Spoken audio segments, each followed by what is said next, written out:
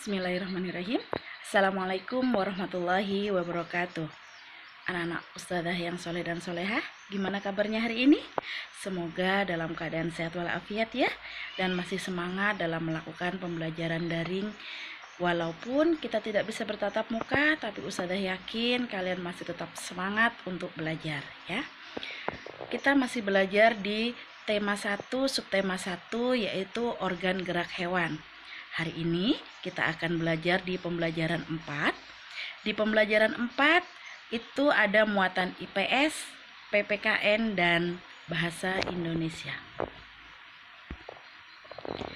Tujuan dari pembelajaran kita hari ini adalah kalian akan mengetahui kondisi geografis pulau-pulau di Indonesia secara tepat dan benar. Kemudian kalian juga akan mengetahui perilaku-perilaku yang sesuai dengan nilai-nilai luhur yang terkandung dalam sila-sila Pancasila secara benar ya. Kemudian kalian juga akan menemukan ya contoh perilaku yang sesuai dengan nilai-nilai luhur dalam sila-sila Pancasila. Kemudian kalian juga dapat menemukan ide pokok bacaan secara tepat. Ya. Yang pertama adalah muatan IPS.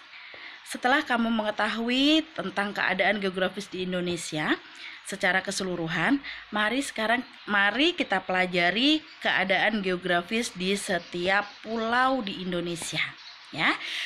Pulau-pulau di Indonesia itu ada pulau-pulau yang besar dan ada pulau-pulau yang kecil. Hari ini kita akan mempelajari tentang pulau-pulau besar di Indonesia. Kalian bisa lihat di buku pena halaman 13 ya. Pulau besar pertama di Indonesia adalah Pulau Sumatera. Luas wilayahnya adalah 473.481 km. Kemudian batas wilayahnya di mana aja? Yang utara itu berbatasan dengan Teluk Benggala, Malaysia dan Thailand. Kemudian timur berbatasan dengan Selat Malaka dan Pulau Kalimantan, barat berbatasan dengan Samudra Hindia, dan selatan berbatasan dengan Selat Sunda dan Pulau Jawa. Kemudian pulau besar yang kedua di Indonesia yaitu Pulau Jawa. Luas wilayahnya adalah 128.297 km. Batas wilayahnya utara berbatasan dengan Pulau Kalimantan dan Laut Jawa, timur berbatasan dengan Selat Bali dan Pulau Bali, barat berbatasan dengan Selat Sunda, selatan berbatasan dengan Samudra Hindia.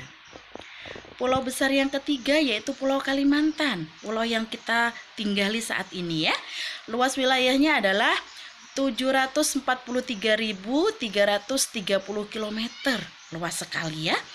Batas wilayahnya utara berbatasan dengan Malaysia, Brunei, dan Laut Tiongkok Selatan.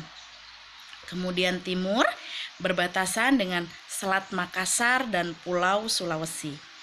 Barat berbatasan dengan Laut Natuna dan Pulau Sumatera.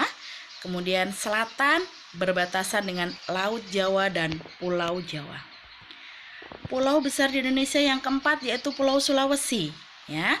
Luas wilayahnya adalah 174.600 km.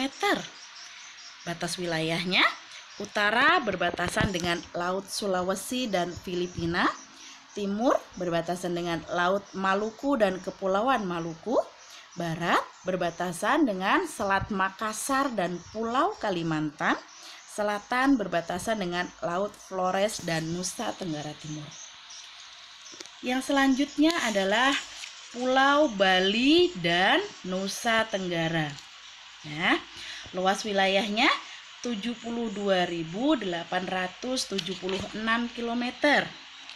Batas wilayahnya utara berbatasan dengan Laut Bali, Laut Flores, dan Pulau Sulawesi. Kemudian timur berbatasan dengan Timor Timur. Kemudian barat berbatasan dengan Pulau Jawa dan Selat Bali. Dan selatan berbatasan dengan Samudra Hindia. Nah, pulau besar Indonesia yang selanjutnya yaitu adalah Pulau Papua. Ya, luas wilayahnya adalah 319.036 kilometer. Batas wilayahnya dengan apa saja? Utara berbatasan dengan Samudra Pasifik, timur negara Papua Nugini, kemudian barat Kepulauan Maluku, selatan Laut Arafuru dan Australia. Nah ya, itu tadi adalah letak geografis pulau-pulau besar yang ada di Indonesia ya. Sudah tahu ya. Kalian bisa baca di buku pena kalian dari halaman 13, 14 sampai dengan halaman 15 ya untuk lebih jelasnya. Nah, kemudian sekarang kita belajar tentang muatan PPKN ya. Nah, sikap gotong royong sesuai dengan nilai Pancasila. Di kelas-kelas sebelumnya kalian sudah belajar tentang nilai-nilai Pancasila ya. Salah satunya adalah kerjasama atau gotong royong. Kerjasama adalah suatu bentuk budaya bangsa Indonesia yang sering disebut dengan gotong royong. Dengan gotong royong, pekerjaan yang berat akan menjadi ringan ya. Sikap gotong royong juga dapat mempererat hubungan masyarakat sehingga menjadi masyarakat yang rukun. Kemudian gotong royong juga menjadi kunci keberhasilan dalam pembangunan di Indonesia ya. Oke. Sekarang kita belajar ke muatan bahasa Indonesia.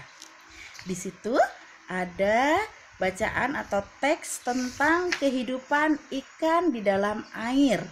Ya, kalian bisa lihat nanti di pena di buku kalian di halaman 17. Nah, untuk dapat menentukan ide pokok, hal yang perlu atau yang harus kalian lakukan adalah membaca teks secara keseluruhan dan mencari kalimat utama dalam teks. Kemarin sudah dijelaskan di PB1 ya sama Ustazah Lilis. Nah, boleh dilihat di pena halaman 17. Kemudian di dalam teks itu silahkan kalian cari ide pokoknya di paragraf pertama dan paragraf kedua ya. Itu saja pembelajaran kita pada hari ini. Semoga kalian mengerti. Apabila ada sesuatu yang belum difahami, boleh untuk menjapri Ustazah. Ustazah akhiri. Assalamualaikum warahmatullahi wabarakatuh.